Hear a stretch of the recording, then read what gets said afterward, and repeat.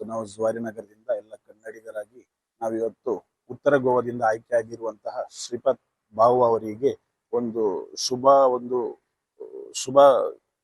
ಶುಭ ಕೋರಲು ನಾವು ಬಂದಿದ್ದೇವೆ. ಇವತ್ತು ಬಹಳ ಒಂದು ಒಳ್ಳೆಯ ರೀತಿಯಾಗಿ ನಮ್ಮನ್ನು ಅವರ ಆಫೀಸ್ನಲ್ಲಿ ತನ್ನ ವ್ಯರ್ಥ ಸಮಯ ಇರುವುದರಿಂದ ಕೂಡ ನಮ್ಮನ್ನು ಕರೆದು ಅದನ್ನು ಬಿಟ್ಟು ಬನ್ನಿ ನೀವು ಕನ್ನಡಿಗರೆಲ್ಲರಂತ ಹೇಳಿ ಒಳಗೆ ಹೋಗಿ ನಮ್ಮ ಕನ್ನಡಿಗರ ಶಾಲು ಹಾಗೂ ಅವರಿಗೆ ಹಾರವನ್ನು ಹಾಕಿ ನಾವು ಅವರ ಶುಭ ಕೋರಿದೆವು.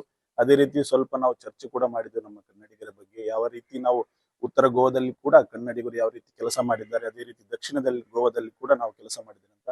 ಅದಕ್ಕಾಗಿ ಕೂಡ ಅವರು ಒಂದು ಒಳ್ಳೆ ಇದು ಹೇಳಿದ್ರು, ನೀವೆಲ್ಲರೂ ನಮಗೆ ತುಂಬಾ ಸಪೋರ್ಟ್ ಮಾಡಿದ್ದೀರಿ, ನಿಮ್ಮ ಸಮಸ್ಯೆಗಳಿದ್ದರೆ ನನ್ನಲ್ಲಿ ಯಾವುದೇ ಆಗುವಂತಹ ಒಂದು ಕೆಲಸ ಆಗ್ಲಿ ಯಾವುದೇ ಅಂತ ಸಪೋರ್ಟ್ ಆಗ್ಲಿ ನಾನು ಕೊಡ್ಲಿಕ್ಕೆ ಇಚ್ಛಿಸ್ತೇನೆ ಅಂತ ನಮಗೆ ಅವರು ಭರವಸೆ ಕೊಟ್ಟರು. ಅದು ನಮಗೆ ತುಂಬಾ ಸಂತೋಷವನ್ನು. ನಮಸ್ಕಾರ.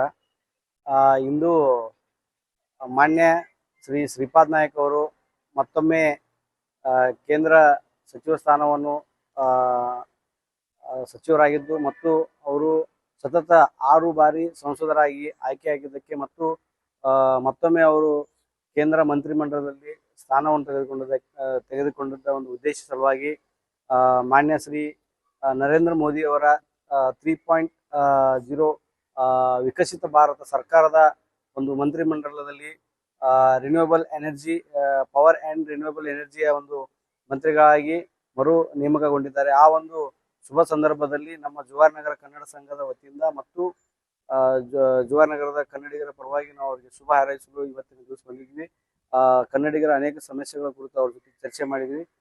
ಇನ್ನೂ ಹೆಚ್ಚು ಅವರಿಗೆ ಒಂದು ಸರ್ಕಾರದಲ್ಲಿ ಜವಾಬ್ದಾರಿ ನೀಡಲಿ ಅಂತೇಳಿ ನಾನು ಅವರಿಗೆ ಶುಭ ಹಾರೈಸಿ ಈ ಶುಭ ಸಂದರ್ಭದಲ್ಲಿ ಅವರು ಕೂಡ ನಮ್ಮ ಸಮಸ್ಯೆಗಳಿಗೆ ಒಂದು ಪಾಸಿಟಿವ್ ಆಗಿ ಪ್ರತಿಕ್ರಿಯೆ ನೀಡಿ ಮುಂದಿನ ದಿನಮಾನಗಳಲ್ಲಿ ಕನ್ನಡಿಗರ ಸಮಸ್ಯೆಗಳನ್ನು ಬಗೆಹರಿಸುವುದಾಗಿ ಅವರು ವಾಗ್ದಾನ ಮಾಡಿದರು.